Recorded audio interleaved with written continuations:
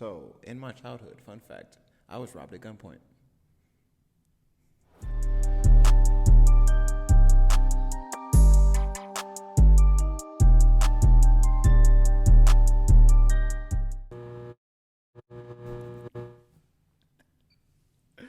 What up, everybody? What's good? Welcome to another great episode of the Amen Podcast. We are so excited to be here tonight with you. Thrilled. So happy.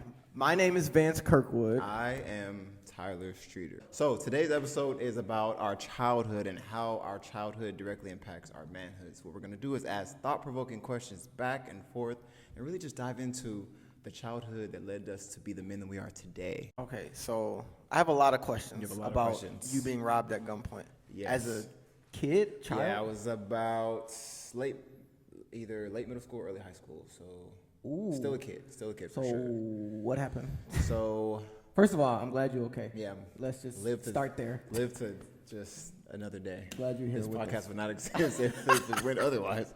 All right. So what happened? I'm in middle school, and me and my brother take the city bus home because we live relatively close to the school. Okay. I don't know if you remember sidekicks back in the day, but absolutely. Sidekicks, T-Mobile sidekicks. T-Mobile Absolutely. sidekicks was a thing. Yes. I had a sidekick 3. My brother had a sidekick slide.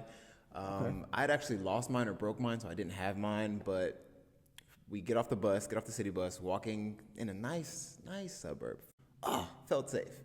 And we see a car full of young men around our age, maybe a little bit older, kind of drive by and like look at us, right? And you know where I'm from, you don't mean mug back because that could mean problems. So like I look at them, we make eye contact, I'm on my business.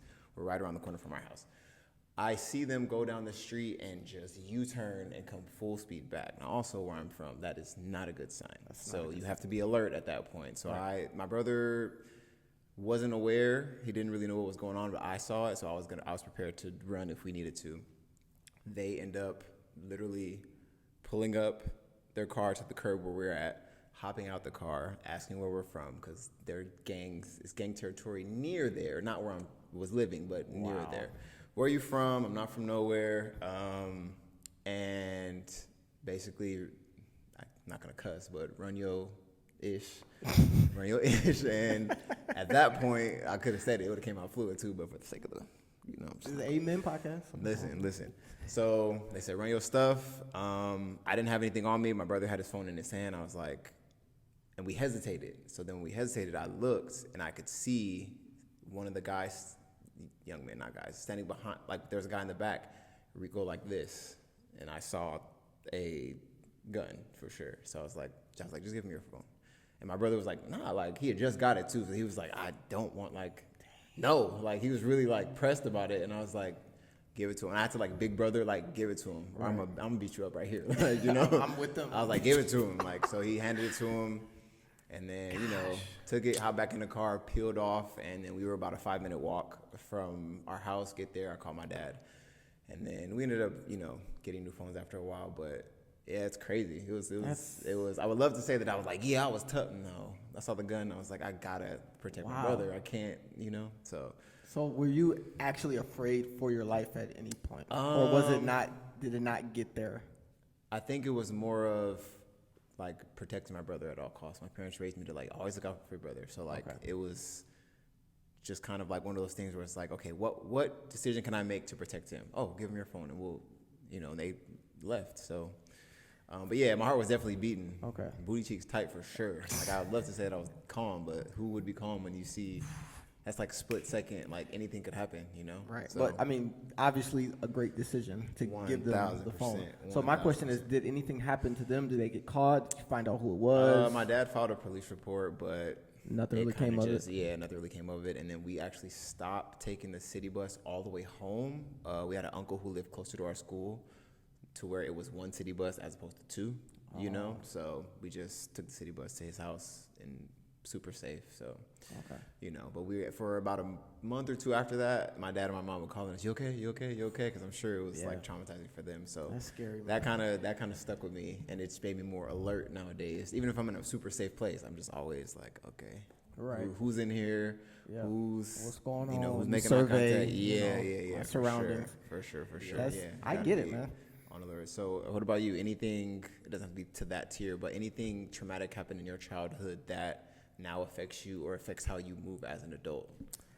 I would say, I don't even know if many people know this, but I'll preface this by saying it affected me early on in adulthood, but now it's pretty much back to normal. Yeah. So we grew up in a household where we didn't do much swimming at all, like at all. And for some reason, when I was super young, I was terrified to get in the pool. Yeah. Like terrified. Yeah. For some reason, like I had no bad experiences with water. Yeah. I was just very terrified of drowning. Yeah. Like I don't know where it came from. So we had like a family pool in our backyard that we would all swim in sometimes. And I would get in, get out. I wasn't really like all about it, but I would participate, and get out. But one day we were at a hotel swimming, and for some reason I was like, man, I'm about to just jump in. And out of nowhere, I'm probably like 8 or 9, I jump in the deep end of the pool. I jump under my own power, and I go straight to the bottom. And my big brother literally jumps in, pulls me out of the bottom. Like it was like right away. Yeah. But I don't know to this moment why I did that, but I'm glad that he got me out. And he remembers this. We talk about it periodically. He was like, what were you thinking back then? And I'm like, I don't know. I'm 8 or 9. I'm gonna swim. No idea. I'm about to swim. So does it affect my childhood today? Probably not. Your adulthood. Affect your adulthood. It's okay. Keep going. Does it affect my adulthood today? Probably not. Yeah. But early on, I was never like a huge water fan. Yeah. Like I can swim now. Yeah. Like I have a pool at home. Like I can swim and I can jump in the ocean or the lake right now, no problem. Yeah. But my early teenage years, late teenage years, high school, when I had to take the swim test and stuff, nervous. I was a wreck, and I worked at getting better in that area, and now I think I'm fully recovered. Nice. And now you're swimming. Yeah, man. Crazy, huh? Yeah. So my question for you is, number one, how many siblings do you have, and how did that shape your childhood experience? So I have 3 older brothers and 3 younger sisters. Okay. And we're all like stair-step in ages. Yeah. And I am smack dab in the middle. So 3 older brothers, 3 younger sisters. Yeah. And it was never a dull moment growing up. Like we had so much fun when it comes to school. Yeah. It was like 1,000 Kirkwoods in each school. Yeah. Everybody knew us. All the teachers like had my brother, had my other brother, had me, had my sister. They just knew and loved the Kirkwood First day family. on your brother, huh? Oh yeah. They by the time my youngest sister got there, she's like, okay, who do you know? I know you have my brothers, my sisters. Like they were almost irritated. Thank you. Literally. So I would say growing up in such a large family has a lot of pros, and having fun and always have somebody to play with and always have somebody to compete with and grow with. Yeah. That was fun. Yeah. I think now, or growing up, it was sometimes a struggle because you always had to share everything. Like it was very rare that one, you had something for yourself, and 2, you had something that was yours from the start. Yeah. A lot of hand-me-downs. I was going to say hand-me-downs. But the thing is, it's like we lived like a middle class. We weren't like low class. We weren't high class. We were like middle class. Same. We had, money. We weren't rich by any means, but we didn't lack. Yeah. But still everything was just handed down to you. Yeah. So now I would say, I don't think it's a struggle, but kind of being like overly generous with things is something that I always have to like be conscious about. Yeah. Now, my wife is probably like, what are you talking about? You're super generous, blah, blah, blah. Yes, I am, but it's not something that came natural growing up. Yeah. I had to like consciously make sure that I'm never in the position where I have something that I can't share. Yeah. And I had to really work on that because it was 3 older brothers, like, and 3 people behind you, too. And 3 people coming behind you. Like, you've never had anything. You have it for a split second, and you got to hand it to the next person. Seriously, I get a 4-piece nugget, and I got to give 2 away immediately. My so God. it's, you know, but now it's better. Yeah. It's better. Like I have to, it's almost natural now. Yeah. But growing up, like my early years, I had to really work at making sure I'm being generous and not stingy. 1000%. And people will never realize that now because I worked at it. Let me ask you the same question. How many siblings do you have, and how did it shape your childhood experience? So I have one brother. Shout out to Josh. It's my best friend. Hey, man, he's gotten a few shout-outs, man. I ain't shouted out none of my brothers or my sisters. Like, yo, do you love us or not? All right, I'm going to get them next time. I got y'all, I promise. Yeah, so one brother, it was just me and him, like literally best friends, biggest rivals, like playing basketball every day in the front yard or playing 2K or just sometimes we would sit and watch basketball, or he was a big wrestling fan. I watched wrestling with him. I can't think of any time in my childhood where we weren't in the same room or doing something, or like, even if we're not even talking, we're just in the same room watching, I don't know, there's a show called Sports Century on ESPN where they showed like old highlights of like used to watch Magic Johnson and Larry. That's how we learned all the older players, you know, so like just learning the game that way, or just talking about life as we got older, like, and started driving and stuff. We always made it a point to like go out to eat, and one day he would pick up the tab, I'll pick up the tab. We'd just sit and talk about life, relationships, whatever we're going through. My childhood was literally he and I at all times, and it was great. Like I think I also had to share too, but because it was only two of us, we had a lot of our own stuff. Mm-hmm. But a lot of the big stuff like PlayStations or I don't know, that was really one thing we shared. But you know, everything else was kind of our own thing. You know, that's good. It was good. It was fun. I enjoyed it. Yeah, that's my dog. What's the age difference? 2 years. So you're 2 years older than him. 2 years older than him. Okay. So that's same thing in school. Like, you know, if I'm a junior, he's a freshman. I'm a senior, he's a sophomore. So it's like, oh, you're Tyler's little brother. But he actually had his own identity, and I want my parents, and I wanted that for him. Like I didn't want him to be just my little brother, you know. Right. So, but yeah, that's my dog, man. I could talk all day about him for sure.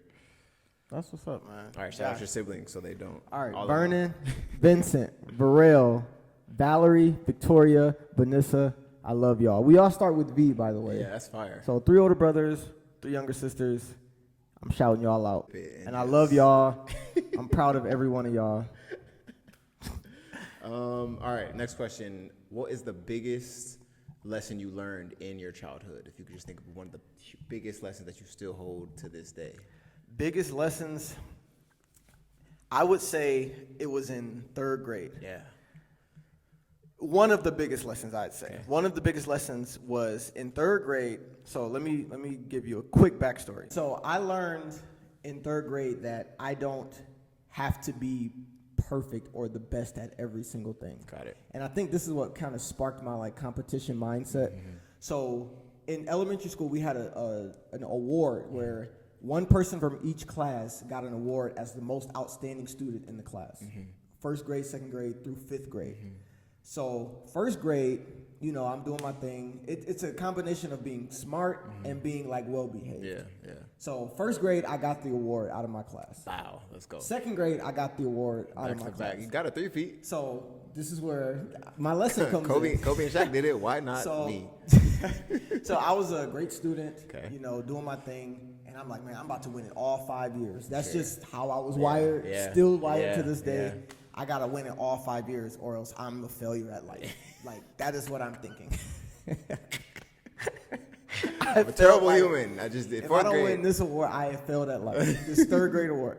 So 3rd grade comes and I don't win the award. Mm-hmm. Everybody's up on stage and I'm like smiling. I think she's about to call my name. She calls my homeboy's name. And when I tell you, I start bawling on stage in front of all my friends, the whole school, all you're in the front parents, of the school, the whole entire school, and parents and teachers. No, I start bawling. I thought it was over. That's it. I quit school. I'm out. I'm like, I didn't win the award. I'm done. Listen.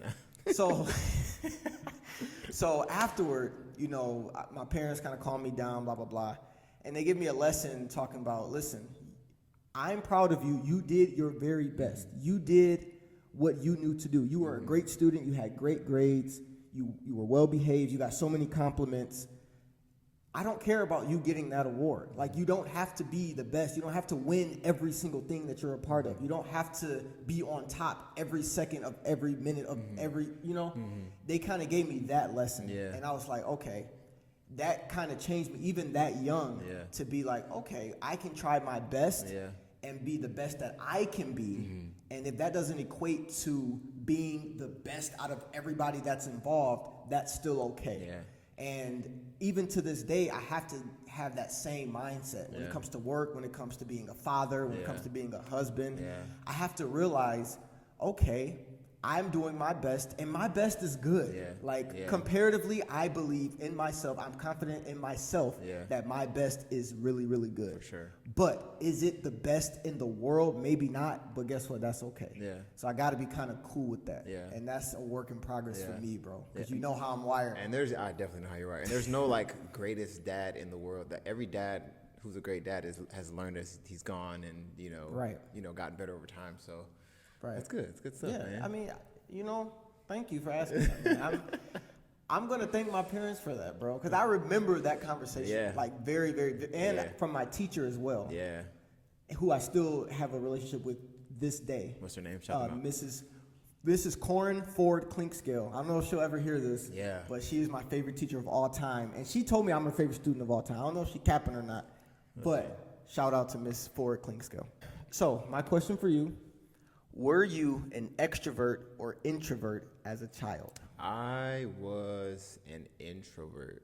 I kind of kept to myself for the most part. I was talkative once I got comfortable, but initially, like any class I was in, I would kind of like spectate to see who was in the class or whatever, and see how like who I could be friends with or whatever. But I never actually made that move. I often spent time like playing basketball by myself or on the rings doing flips by myself, and then people would like come over and then I would just talk to them, and I would use humor to make friends. So if I can make people laugh, then it's like, oh, we're friends now, and then it's all good. Now I think in adulthood, still a little bit of the same. I would say I'm more of an extrovert, but I still, in any new setting, I spectate before I walk in.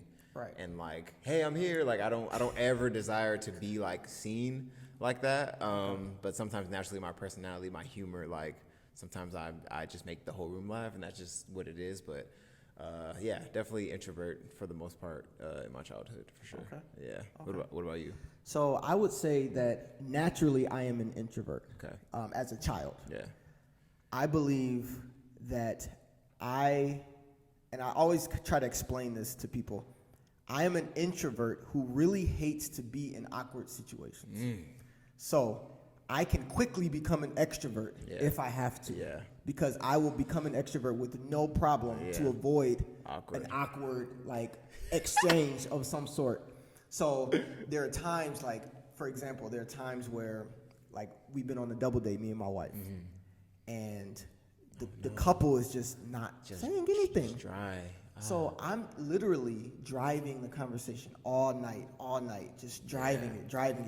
Talk to me. And by the end of the night, I'm exhausted. Yeah. Now, is that something that I wanted to do? Be the life of the party and strike up all this conversation and tell all these great stories and make people laugh? Did I go in wanting to do that? No. But did I turn into that night with no problem? Yeah. Yes.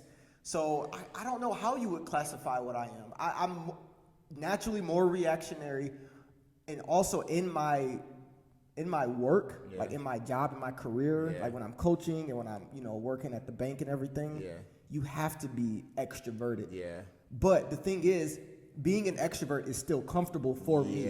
It's not what I desire, but it's still very comfortable. So you gotta I don't know. I don't know what you would call me. I'm cool with being considered both. Maybe an introverted extrovert. For sure, that's the thing. I don't know if that's the thing. And if it's not a thing, you just made it. I just made it up. Okay. Let me copyright that. Yeah, for sure. But yeah. How did your childhood affect you now as a married man? Being that I only had one brother, I was always reminded by my parents that it's not all about me. So I had to learn, so you had a lot of siblings. I only had one, but even with that, I still had to learn that it was not all about me. Right. So now, fast forward to marriage, we all know that it's not all about us at all times. It's often about, your spouse. So for sure. I think that's one of the biggest things that I carried from childhood to marriage is like always thinking about the other person, always considering, her feelings, what she wants to do. Especially as a big brother, Yeah, like for sure. Protecting little brother was always a thing. So like it or not, And sometimes as a big brother, you feel like entitled to like, listen, I protected you from guns. Remember your sidekick? I should, But at the end of the day, it's like it's more fun to experience the PlayStation with him as opposed to playing by myself and hogging it, or it's more fun to, I don't know, whatever, share shoes or whatever, like let him borrow something, and then, later down the line when I really need something, he's more willing to let me borrow it, And fast forward to marriage, my wife she got on my pants right now, actually. She got on my sweatpants right now in this recording. So sharing is caring, shout out to childhood. I thank the Lord for giving me a sharer's heart, you feel what I'm saying? Huh? Not true. Bro, my wife has on my stuff right now as we speak as well. Ask her where she went to college and what hat she has on. Please ask her those questions for me, please. Hey, Essence, what college did you go to and what hat do you have on? Her hat. I went to my hat university. I graduated summa cum laude. Okay. Oh, man. All right. So because I shared a lot with my brother in childhood, it makes it easy to share as a married man the sweats that she got on right now. Okay. That's good. What about you? I think I talked about it a little bit before, but when it comes to my parents being divorced, and I was right in the middle of it as a 13-year-old kid with younger siblings, older siblings, how it split our family up. Some people living in this city, some people living in that city, going to that school, going to this school.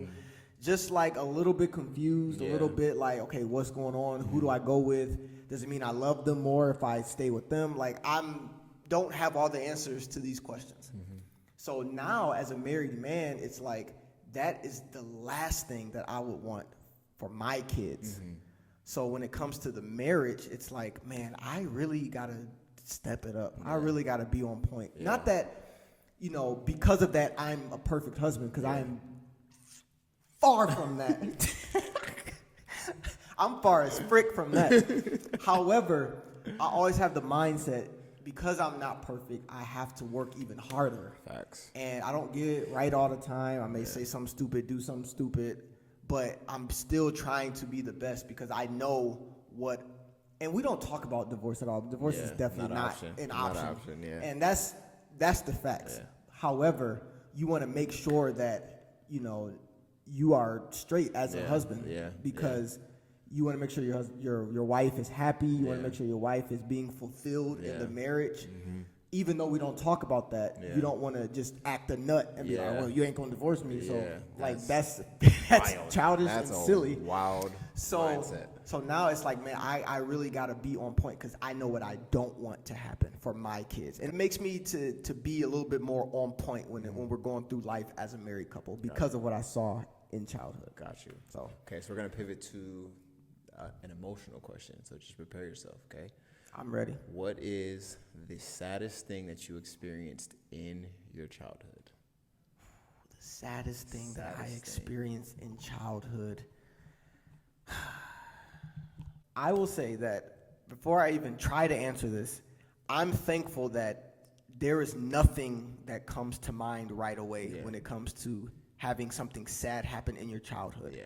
I will go ahead and say that I'm very grateful for that. Yeah. I think that is a testimony in itself, not having a testimony in this moment about that. Yeah. And I'm super, super happy and grateful about that. I don't want to beat a dead horse, but I will say that it goes back to the split of my parents. Yeah. I'm not kidding. It was a sad time. Yeah. Not a sad moment, but a sad time. Yeah. Because in the moment, you really don't know. Okay, you moving over here, sweet. Like, all right, I'm going to go visit that. Now. Yeah. Like, kind of hype about it at first.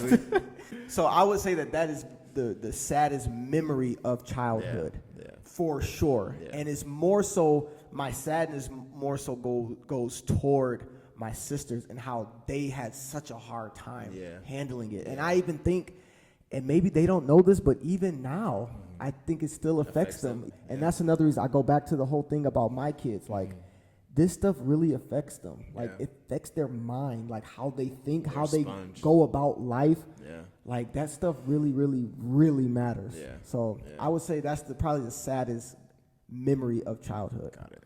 What's your saddest memory my of childhood? Saddest memory in my childhood is seeing my dad cry for the first time. So it happened when I was in first grade, and it was, I think, the day of my dad's funeral. So like before that time, I'd never seen my parents cry. So your parents are your superheroes because they do everything, provide all these things, right? So we're at the funeral, and I still don't really know what's going on. There's like this big box in front of the room. I haven't gone up to I don't know what a casket is. I'm just, we're at church. Why are we at church on a Monday? Like, I'm hyped because I got out of school early. I was like, they're going to take me to McDonald's. It's lit. So boom, get the food or whatever, go to the church. And then we're sitting in the front, and like service kind of starts, and I just noticed like, dang, everybody sad. So then the service goes on or whatever, and then I see my dad kind of just like looking down, and then whoever was doing the service like said something, and he just like broke down. And like I can still vividly see in my head like looking at him and seeing him cry to his hand, and then I like the same way you cried with losing that award, like screaming, like never seen my dad cry. So my mom had to take me out and get me together, and then brought me back in. And then I had so many questions even at that age, and he kind of explained it. But yeah, to answer your question, the saddest moment was seeing my dad cry for the first time, because I just never, it's not even a thought until you see it happen. They're like, what? But you know what that reminds me of? To be honest, one of the saddest, it was in high school, was when my wife's dad passed. Like, that was crazy sad. Like, really sad, because it was just out of nowhere. Yeah. And it was, the main part, obviously, is because my girlfriend at the time, who's now my wife. Yeah. Because people in the comment, listen, you bringing up old girls? No. Put the shut to the no. Okay, we're that both same married. Woman or girl at the time is now my wife of 10 plus years. 10 plus. So let's get that straight. 3 kids and a dog. 3 kids and Shout a dog. Out to Caesar. You feel me? Gosh. But that was a sad moment. Yeah. And just, I remember distinctly myself literally not knowing anything to say or what to do or what to like. Anything of what to do in that moment. What can you do? Like exactly. First of all, I'm 17. Yeah. I don't know. I'm a kid, you know. But what she says is the fact that I was physically there was the main thing. Yeah. And even though I may not have said the perfect thing or the right thing or did the right thing, I was there. Presence. So that was more than enough for her at that moment. Because she's a kid too. She don't really know like exactly how to process in that moment. But yeah, that was a sad moment as well. Yeah. It was kind of late childhood, but still. Yeah. If you could spend a week as a child, what age would you go back to and why? It would probably be like age 13 or 14. Because I remember those 2 summers, I wasn't working yet. I got my first job at 15, but those 2 summers, me, my brother, and then one of my teammates from high school who is like my brother, Andrew, we would go to the park and play basketball every single day in the summer. Every single day. So, like, we'd wake up, eat something, go to the park at, like, 8 a.m. and be there until, like, we would come home midday when it was super hot and then go back to the park and play for, like, 4 or 5 more hours, and just whoever pulled up to the park. And a lot of high schoolers around the area would come to that park, and we would just have runs all day.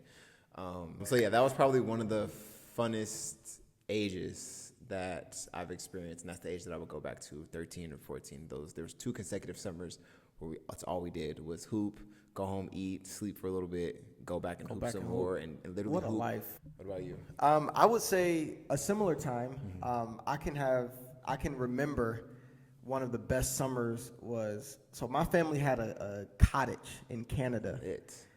Right off Lake Erie. Yeah. And I'm still mad to this day that we sold it when I was in 8th grade. Because the whole divorce and stuff kind of, you know. But yeah, we would be there literally right now.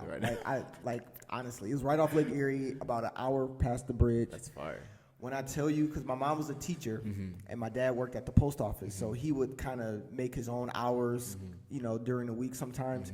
And we would literally spend weeks at a time in our cottage in Canada. Fire. All we did was fish, we swam, we ate, we watched movies, we played games, we golfed, we played volleyball, we played hide and seek, we barbecued, we played horseshoes.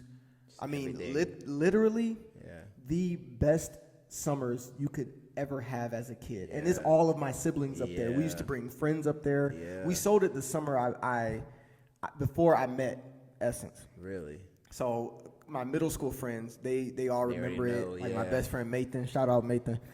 Whenever my siblings and I get together, it comes up some way. Remember the cottage? That's literally how it starts.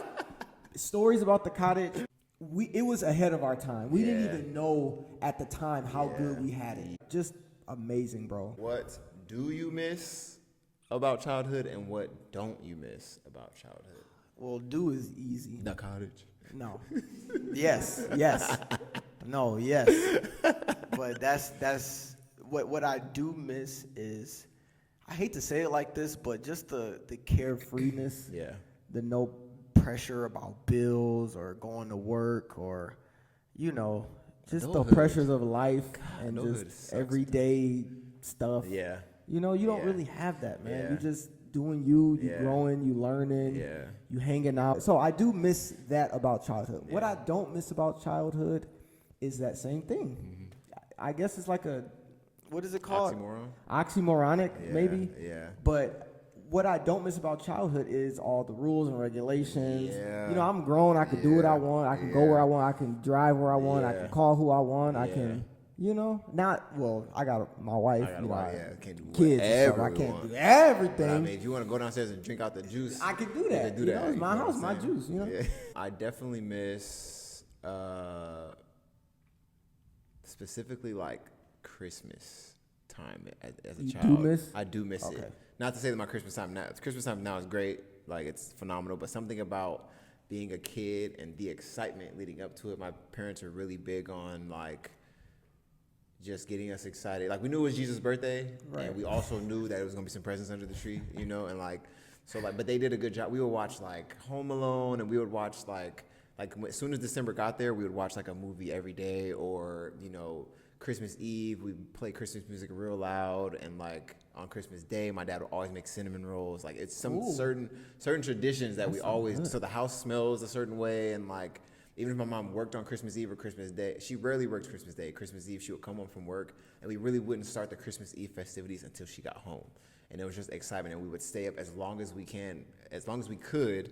Until everybody's just sleep, dogs included. We all just sleep by the tree, and then my parents would wake us up and we'll go to our rooms and stuff. But I definitely miss Christmas, as a kid. What I don't miss, same thing as you, the rules and regulations. I was a pretty good kid, so like I didn't, even when I was growing and in college and stuff, I still lived at home.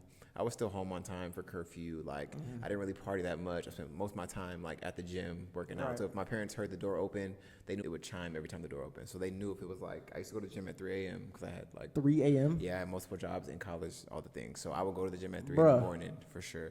And I wasn't going to parties and stuff. So like me and my parents established a rapport where it's like, listen guys, you know my schedule. You know what I'm like. I'm not gonna try anything stupid. Because I'm already busy enough. So, like, why would I be busy and y'all disappointed in me? I just not about to do that. You know what's crazy? What?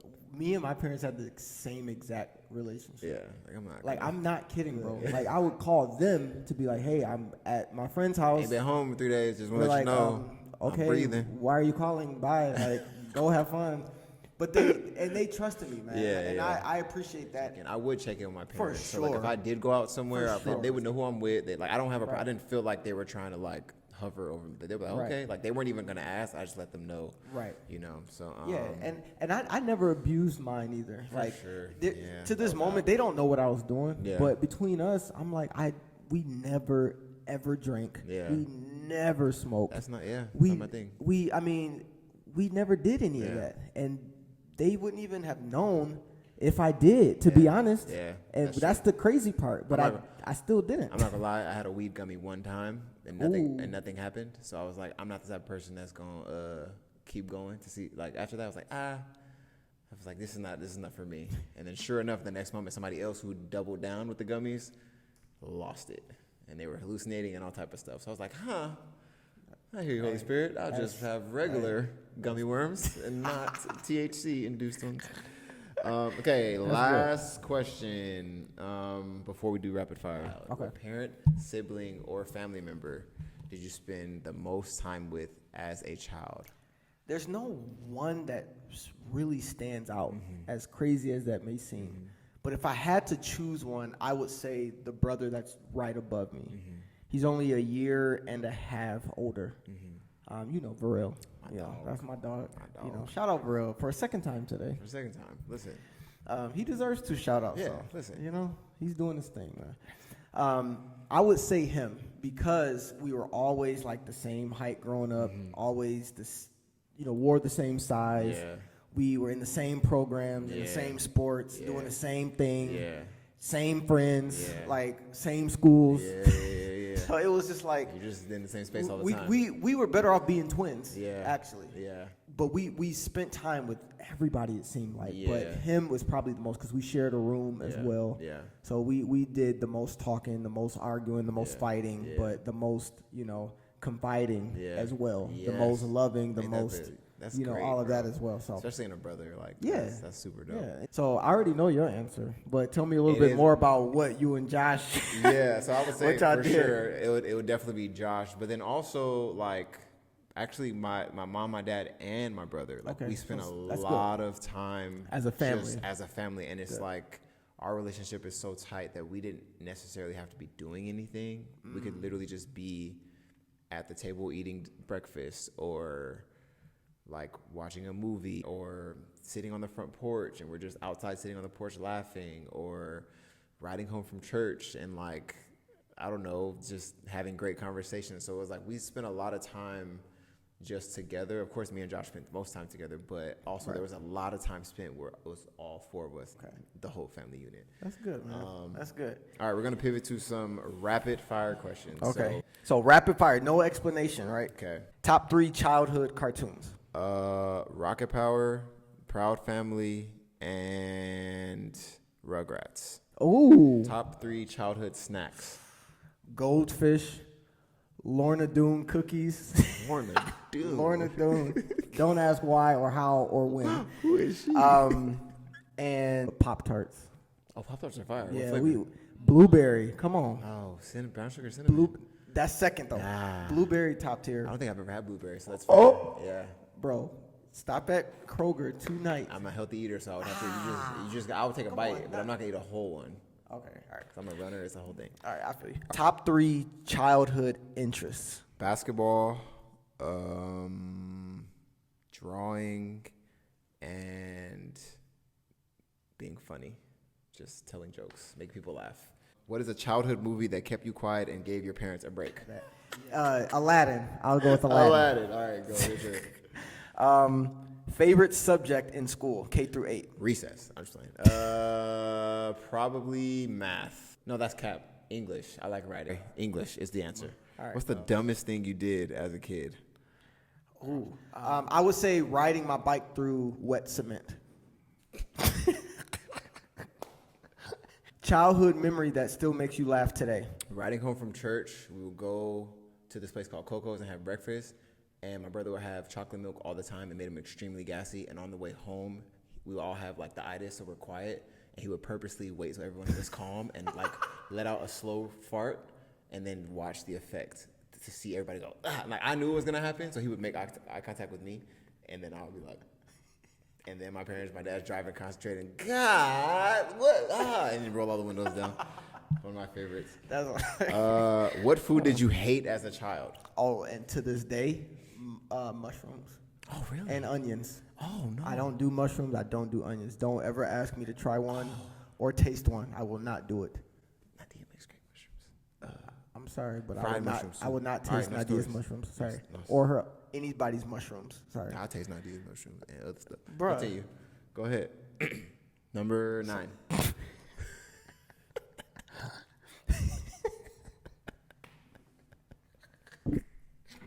I did so good the whole episode.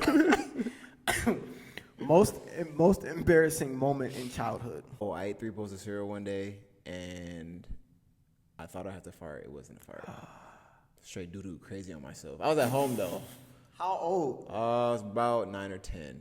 And like That's too old to be crapping yourself. No, at that age you think farts are funny, so you almost push it out to make it. Yeah, that's so true. I leaned. I was playing the game, but I doo-doo crazy on myself, and then I was at home though, so I was just, nobody ever have to know until now. The whole world. I doo-dooed on myself. People have doo-dooed on themselves at least one time in their life. Have you ever doo-dooed on yourself?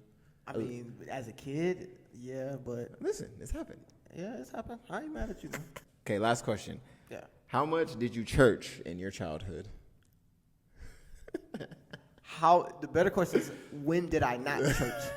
I was in church not every day, most days of the week. Wednesday night, YPWW, Friday night service, Sunday, multiple services, Monday, choir rehearsal. I mean, you name it, I was there. But I was a PK, so that was life. It wasn't anything out of the ordinary. It's just what it was. Yeah. What about you? I was not a PK, so 7:30 service on Sundays, and then 7:30 a.m. 7:30 a.m. 7:30 to 8:30. We was out of there and at breakfast and farting on the way home before 10 o'clock to watch football every Sunday. And then we were also in ABC choir, so that was on Wednesdays. But that was it. Okay. I mean, that's a decent amount. Listen, I got it in. That's a decent amount. I think that's a good segue into our next episode. We talk a little bit more about our church experience. I think that would be a great one. It impacts us today. Yes. That'll be awesome. But for this episode, I think we can wrap it up. Learned a lot about my brother. Great. Hopefully you can look back to your childhood and see what your childhood is, how it impacts you now as an adult, and do some self-work and heal if you need to. But if not, you can just listen to our stuff and laugh. I did it on myself when I was younger. All right. We love you. All right. We love y'all. Peace.